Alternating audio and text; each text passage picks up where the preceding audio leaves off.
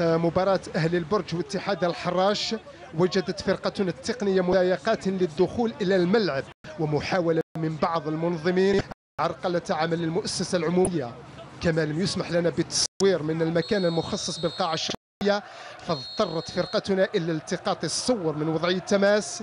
ونعتذر للجمهور الكريم سواء مناصري أهل البرج أو اتحاد الحراش عن نوعية الصور، لأن هؤلاء المنظمون حرموهم من حقهم في الإعلام الذي يكفله الدستور وتحميه قوانين الجمهورية.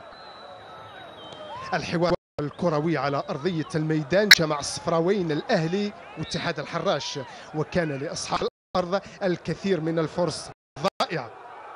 كان آخرها في الدقيقتين 14-19 بواسطة كل من منصور وبقرة، إلا أن أخطر المحاولات جاءت في آخر هذه المرحلة بواسطة بن دحمان، وتألق فيه الحارس عز الدين دوخة وحسم نتيجة الشوط الأول 0.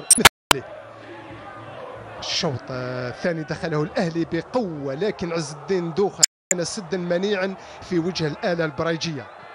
من الطرف الآخر كاد سيلا أن يسجل القاضية في الدقيقة 77 ويقتل المباراة أمام حضور مكثف لمناصر اتحاد الحراش في الجو البارد. المدرب بوعلامي الشارف عاش على الأعصاب، وعلى مرمى قصر منه شباك دوخة كادت تتلقى الهدف الصعب، ودفاع اتحاد الحراش تحمل عبء المباراة في دقائقها الأخيرة. آخر لقطة في المباراة أبان فيها عز الدين دوخة عن براعة خارقة في اللقطة التي تشاهدون، منهيا المباراة بتعادل ثمين لصالح فريقه، وعلامة كاملة لك يا عز الدين يا دوخة. وهذه هي معاناة فريق تلفزيون